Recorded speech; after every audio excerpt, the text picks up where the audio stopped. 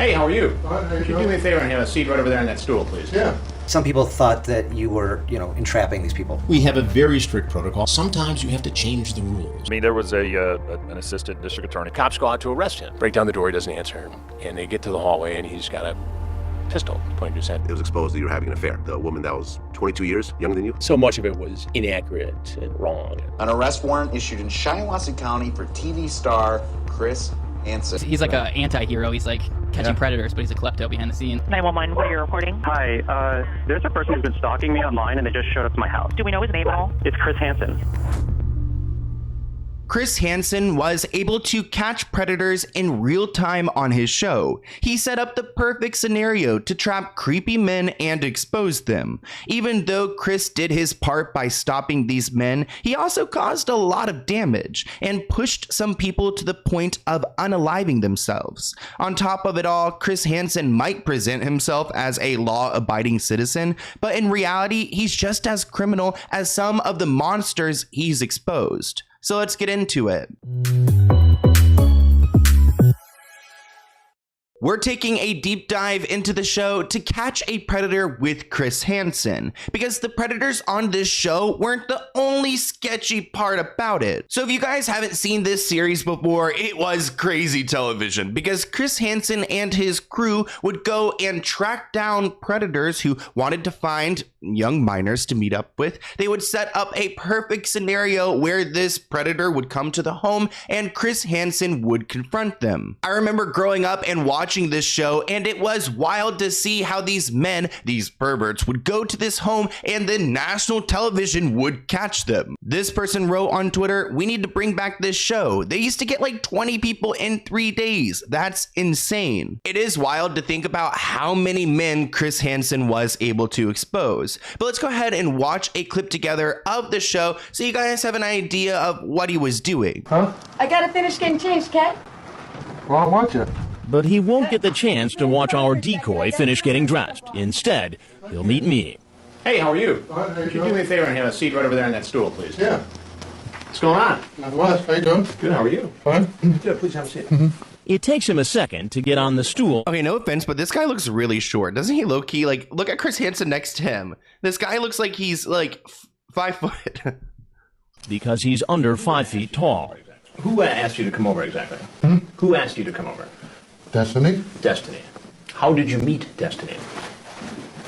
On the computer, she said hi and stuff. Change for the Better 2006 tells me he was just coming over to say hi to the 13-year-old. And that he wasn't the one talking about the girl was. It is just so hard for me to watch these clips because it is so cringe to see. I mean, what was that guy going on to say? That the little girl was talking about hooking up with him? And even though Chris Hansen is exposing the worst people for the right reasons, some people didn't like this approach. One CBS News reporter claimed that the show wasn't interested in nothing more than ratings, arguing it didn't operate with journalistic integrity. This man, Brian, also accused the segment of taking the law into its own hands by publicly exposing child on national television. And I think that this reporter has a point, because he claims he has no sympathy for the men exposed. These men should be exposed, but he's questioning the methods that are taking place to do this. Because Chris Hansen is the face of the show, he's received a lot of the backlash, and some people claim that he has created this series as a form of entrapment. Now, a lot of people claim that the show ended because of its entrapment, but we will get there. Entrapment is a very broad term.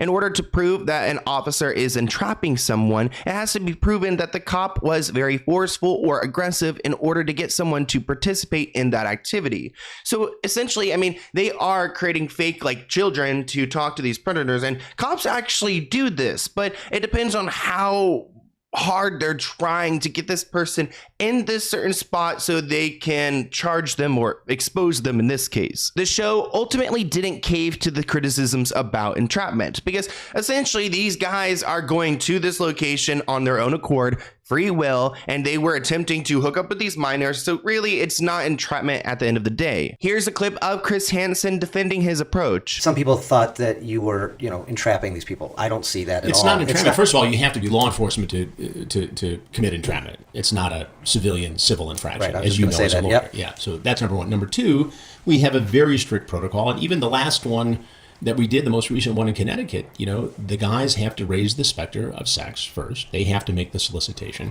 They have to make the first approach. There are a number of protocols in place that are consistent with those of law enforcement and a fair and honest prosecution. So it's really the solicitation online that makes the case, that breaks law. Him showing up is the TV part of it. So I think there are several different sides to this show and their approach. I think there's definitely some good being done because they are exposing people who are dangerous. But also at the same time, the approach makes me question if they are doing it for the right reasons. Like, are they just doing it to get a good bid? I mean, there have been situations where men have been arrested after their filming was taken place, but there are also situations where district attorneys have refused to prosecute these men because they don't believe the show is acting in good faith. There's actually one segment that happened in Murphy, Texas, where 24 men were arrested. The DA, though, said even though the men in question deserved punishment, the involvement of the television show raised questions. This article mentions that there were 9 different stings that this show had gone on to go and catch predators, and about half of the prosecutors did not pursue charges after the police were presented with these alleged pervs. One city manager named Craig actually approved the show coming to his city after being approached by Dateline, but his secrecy wasn't a great move because actually the city ended up being pissed off that he had brought this operation to their town. Now he claims that his secrecy was necessary to bring this show to the town and to have a successful operation and to catch these perverts, even if they aren't prosecuted. Over 4 days in November, 24 men were arrested. One of them named Lewis, who actually was an assistant prosecutor from a neighboring county who allegedly engaged in a explicit conversation with a 13-year-old boy. Obviously, it wasn't a real 13-year-old boy. It was the Chris Hansen team working against this guy, which he shouldn't be talking to any minor. That's not okay. Well, it turns out it got to the point where the police and the Dateline crew showed up to his home to confront him. At that point, he ended up himself. Actually, his sister claimed that the police acted as a judge, a jury, and an executioner, and they were encouraged by an outrageous television show to go and confront her brother and push him to the point where he took his life. Because this person had taken their life, which is extremely unfortunate, news got out that this operation was taking place. Well, the residents of this town were furious. They claim they can chase predators all they want, but they shouldn't do it in a populated area with children 2 blocks away from an elementary school, which I kind of agree with that. I mean, a lot of these people who were arrested this day, they weren't even really charged because the jurisdiction was all screwed up because they came out from other counties and it just became complicated. So really, they're just bringing all these creeps to this town right by an elementary school. This guy, Brian, who lives across the street from the home that Chris Hansen used for this operation, claims the neighborhood was put in danger. Cars sped up and down the street. Police sprinted from hiding spots, guns drawn.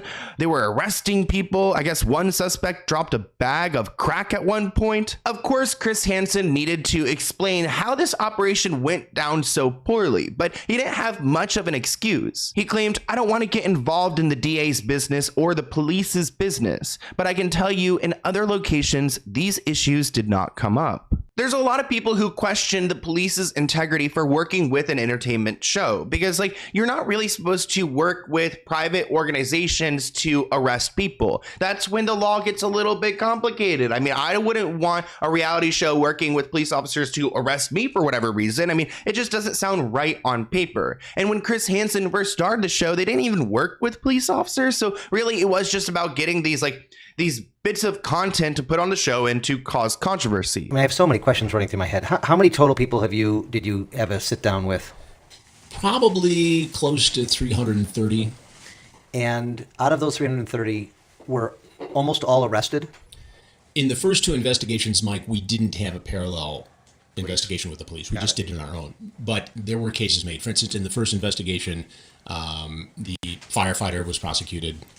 In the second investigation, there was a rabbi, there was a teacher, there was a military guy, there was all people from all walks of life, and so some prosecutions were made in that case. And it was then that I figured out this isn't just a one-shot deal or a two-shot deal. This is something we're going to have to continue.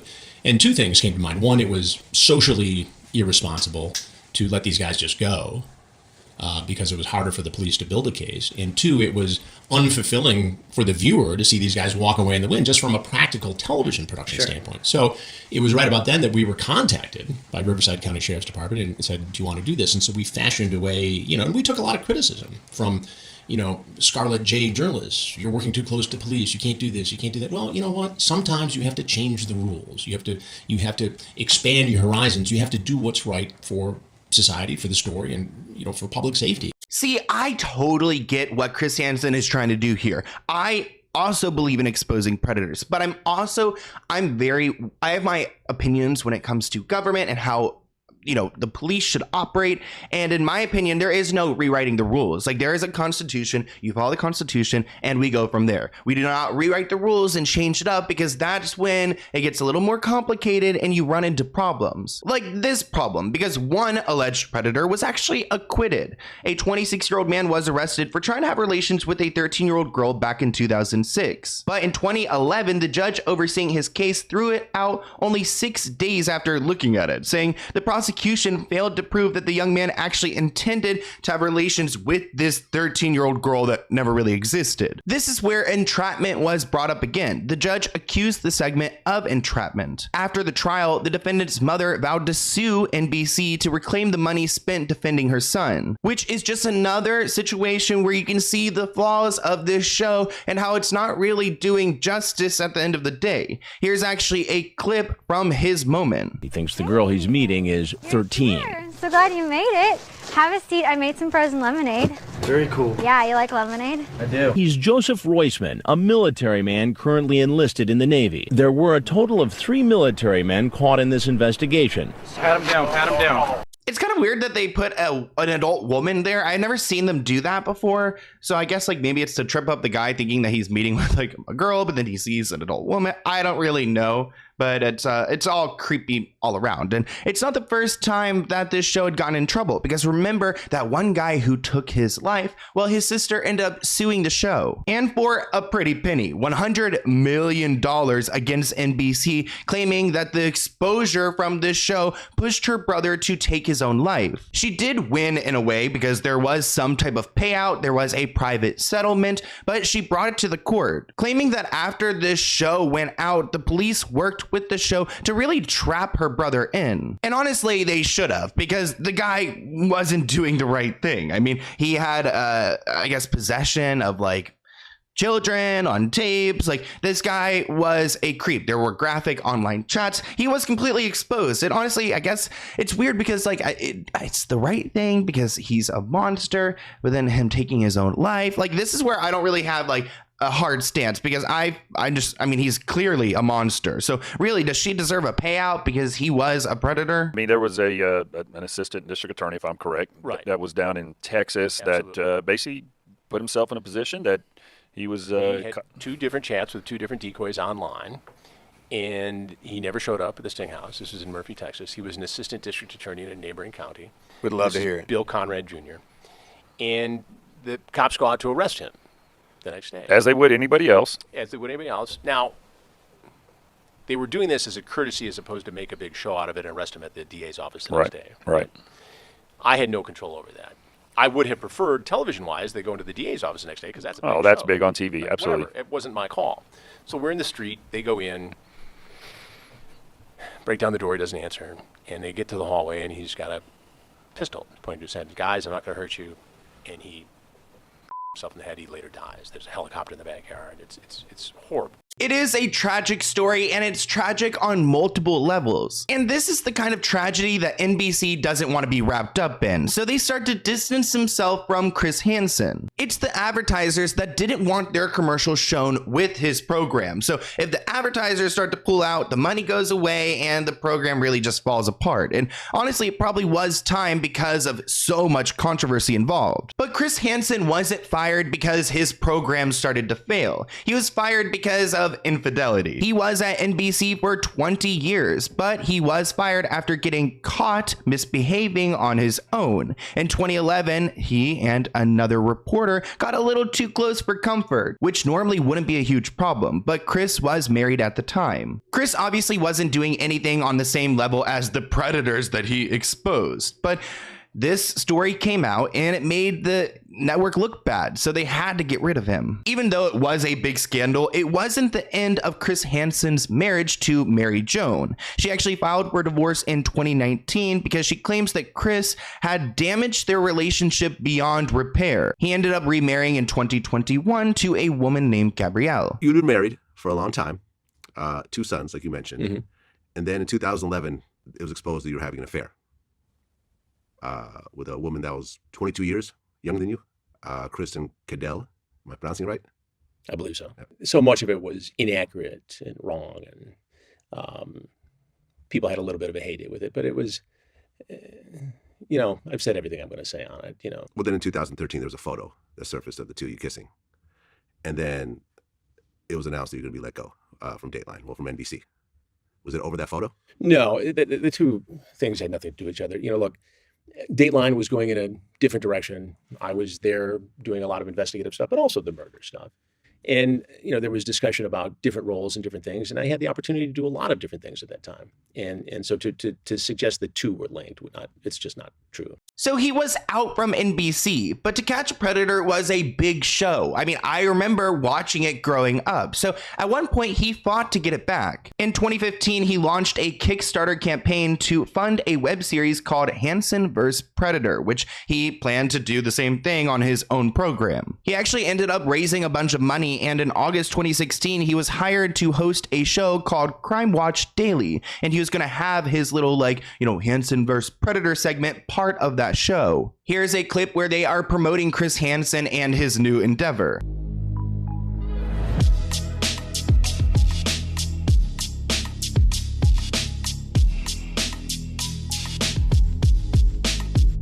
So it seemed like Chris Hansen was back in action. He's got this promo ad, this new deal. He is ready to work. But the money wasn't coming in, and he found himself in trouble with the law. This report writes, "It's always embarrassing when a celebrity ends up on the wrong side of the law. But when that celebrity has built a career out of bringing perpetrators to justice, it's even worse." In 2019, he was arrested for bouncing a pair of checks to a small business in Connecticut where he purchased roughly $13,000 in merchandise. According to TMZ, Chris made a series of attempts to keep the store owners from going to police, including offering to pay his debt down in installments, claiming that he didn't have the funds at this point, but the small business wasn't having it, which they shouldn't. $13,000? Screw you. Former To Catch a Predator host and all-around TV good guy Chris Hansen is in some legal hot water involving a delinquent debt, broken promises, and a whole lot of mugs. Hansen turned himself in to police in Stamford, Connecticut on January 14th, 2019, after a warrant was issued for his arrest over allegedly writing a series of bad checks. According to law enforcement documents cited by TMZ, Hansen bought a ton of custom swag for an undisclosed purpose from a mom-and-pop place in Stamford in the summer of 2017. His order included 355 mugs, 288 t-shirts, and 650 vinyl decals. However, he never paid off the nearly $13,000 bill. In a 4-page arrest affidavit obtained by the Stamford Advocate, the owner of the store in question, Peter Psychopaidis, claimed that Hansen initially wrote a check to pay off the invoice in full 3 months after receiving the order. While Hansen allegedly apologized after the check bounced and offered to make partial payments, the owner had yet to receive any money by April 2018 and filed a complaint with the Stamford PD.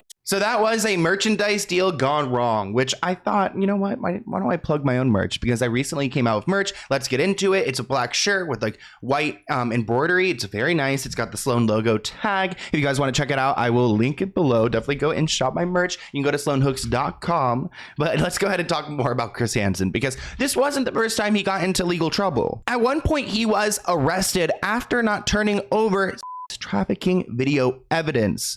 So this goes back to like his integrity.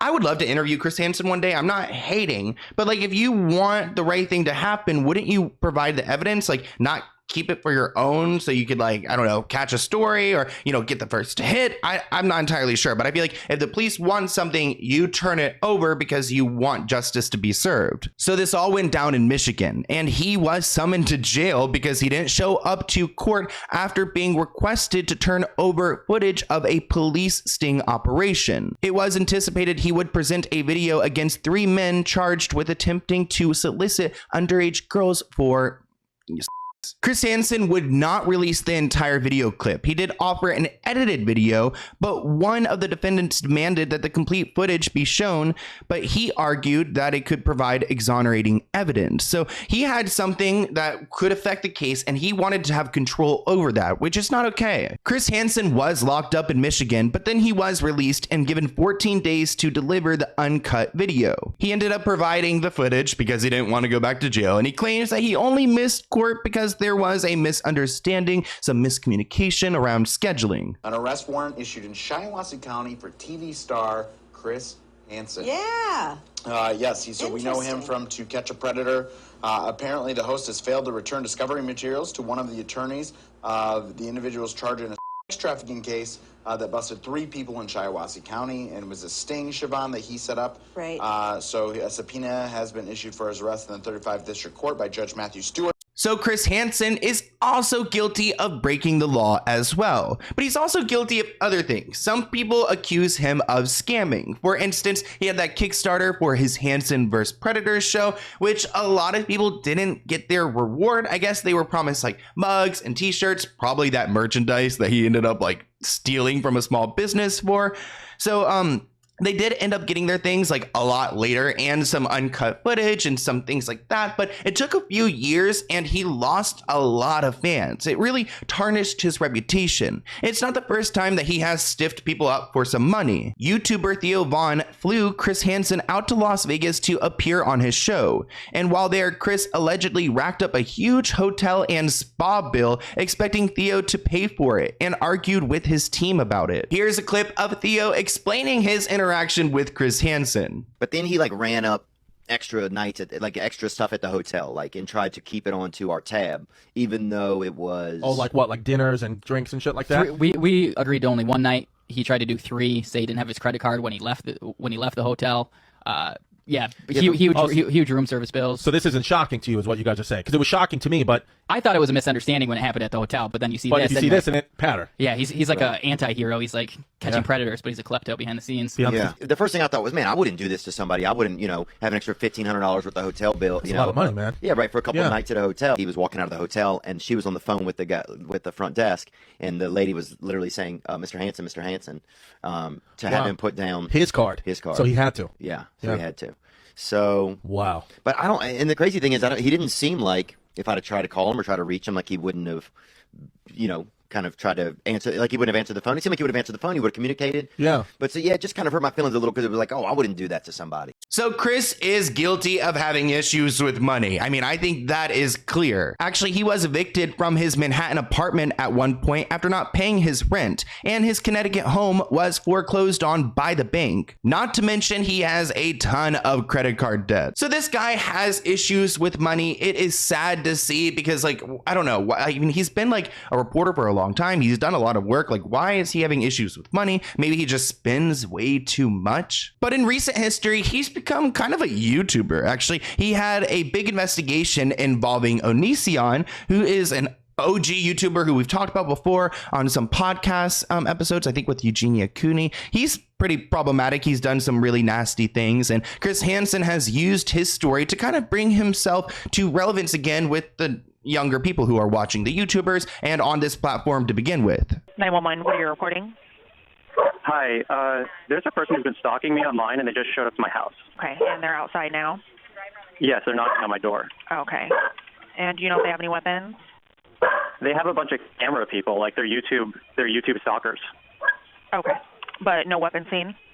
I didn't see any weapons. I just saw like 6 guys in my driveway, and one of them is knocking on my door. And the one that's knocking on your door, is he the main one that you said has been stalking you? Yes, he's a stalker. He's yelling things at me through the door right now. Okay, and do we know his name at all? It's Chris Hansen. His YouTube career has been somewhat mid, even though the Onision stuff was a big deal. In 2020, he started a podcast titled Predators I Caught, which each week he takes a different man caught in one of the stings he's been a part of, and he talks about their chat log and what he did in that episode. People who are big fans of the show have kept up with Chris Hansen, but it's not the same as it once was. It's probably because of all of this controversy, his reputation. It's just kind of like time to close that chapter.